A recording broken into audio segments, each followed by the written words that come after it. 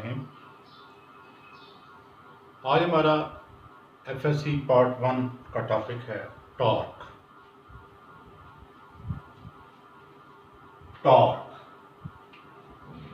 It is also known as movement. The turning effect of a force is known as its movement और torque. The turning effect of a force is known as its movement और torque.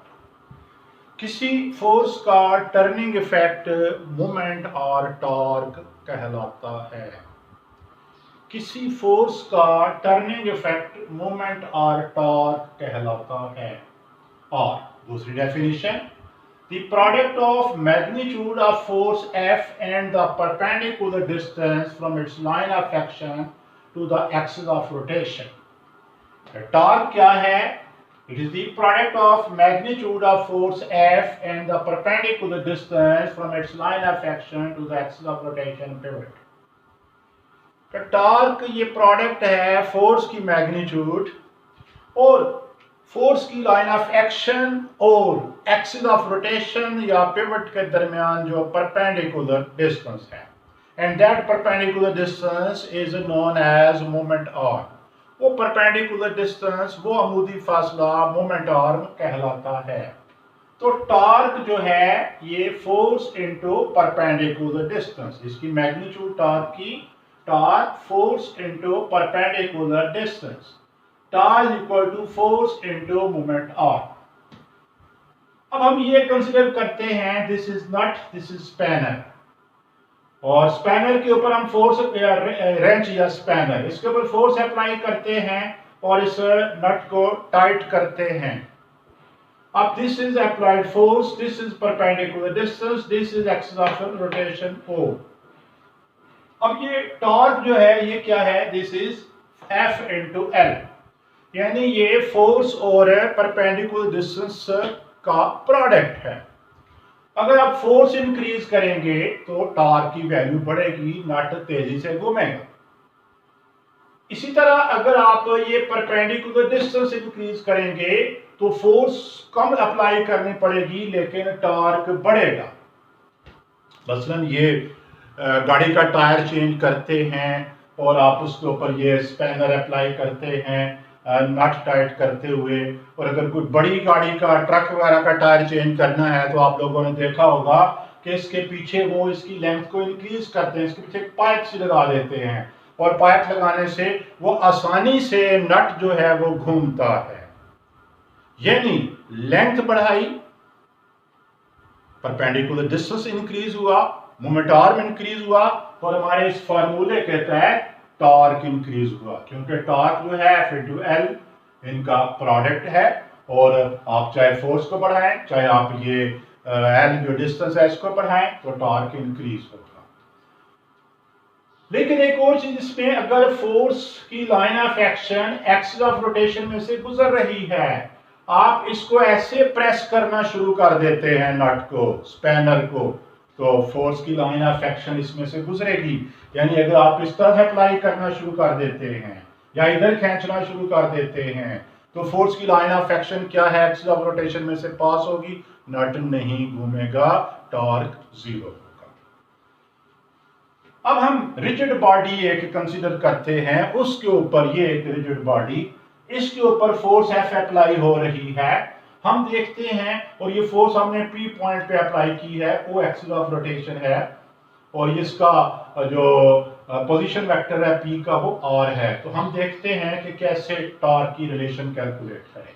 तो consider a force F acting on a rigid body at point P whose position vector relative to pivot O is R। ये एक force F है जो एक point P पे act कर रही है जिसका position vector axis of rotation के लिहाज से R है। The force can be resolved into its rectangular components। इस फोर्स के हम रेक्टेंगुलर कंपोनेंट बना लेते हैं, F cos थीटा ये इसी लाइन के क्रॉस और F sin थीटा इसके परपेंडिकुलर। अब आप देखिए F cos थीटा की जो लाइन ऑफ एक्शन है वो O में से पास हो रही है, तो ये तो नहीं घुमा सकता, ये तो इसको ऐसे खींच रहा है, लेकिन F sin थीटा इस बॉडी को घुमाएगा ओके के। तो यही कि since line of action of F cos theta passes through O, so its torque is zero। Only F sin theta is producing torque। क्योंकि line of action F cos theta की ओ में से पास हो रही है तो इसका टॉर्क 0 है, सिर्फ F sin theta torque produce करेगी। और टा इज इक्वल टू ये फोर्स की मैग्नीट्यूड ये इनटू डिस्टेंस, तो tau is equal to F sin theta into R. Torque जो है ये F sin theta into R है। टॉर्क को टा से, ये टी है टॉर्क, तो tau is equal to F sin theta into R, और tau is equal to R F sin theta, ये टॉर्क की मैग्नीट्यूड आ गई। अल्टरनेट मेथड, टॉर्क कैलकुलेट करने का अल्टरनेट मेथड, दूसरा मेथड। Now resolve R into rectangular components. अब हम पोजीशन वेक्टर आर को रेक्टेंगुलर कंपोनेंट्स में रिजॉल्व कर देते हैं as shown in figure. This is R cos theta, this is R sin theta, these are rectangular components of position vector r. Now r cos theta is along the direction of f and r sin theta is perpendicular to the line of action of f. r cos theta तो force की direction में है, r sin theta जो है वो perpendicular है line of action of force के। So r sin theta is moment r sin theta is moment r। So torque tau is equal to R sine theta into F, ये हमने moment R लगा दिया, ये F तो R sine theta into F, और tau is equal to R F sine theta, तो tau is equal to R F sine theta, this is magnitude of torque, tau is equal to R F sine theta. इसको हम ऐसे भी लिख सकते हैं, tau is equal to, tau vector is equal to R cross F. Torque can be defined as the vector product of position vector R and force F. Torque क्या है, ये वेक्टर प्रोडक्ट है पोजीशन वेक्टर आर और force F का। तो torque can also be defined as the vector product of position vector R and force F, और tau is equal to R F sine theta N head. Torque जो है क्योंकि vector है इसकी direction होगी, तो tau is equal to R F sine theta into N head, where N head gives the direction of torque. N head जो है वो डायरेक्शन टॉर्क की देता है, तो इसमें are F sine theta is magnitude of torque, n hat is a unit vector which gives the direction of a torque, और इसकी डायरेक्शन हम राइट हैंड रूल से फाइंड करते हैं। राइट हैंड रूल जो हमने वेक्टर प्रोडक्ट में define किया, तो इसकी डायरेक्शन हम राइट हैंड रूल से फाइंड करेंगे, ये परपेंडिकुलर होगी आर और एफ की प्लेन के। और फाइनली यूनिट ऑफ टॉर्क या SI unit of torque, the SI unit of torque is newton metre, newton metre, N space M. SI unit जो है टॉर्क का वो न्यूटन मीटर है। ये बिल्कुल उससे मिलता जुलता जैसे वर्क का होता है, वर्क में भी न्यूटन मीटर, लेकिन वो जूल कहलाता है, यहाँ इसे हम जूल नहीं कहते, ये न्यूटन मीटर है।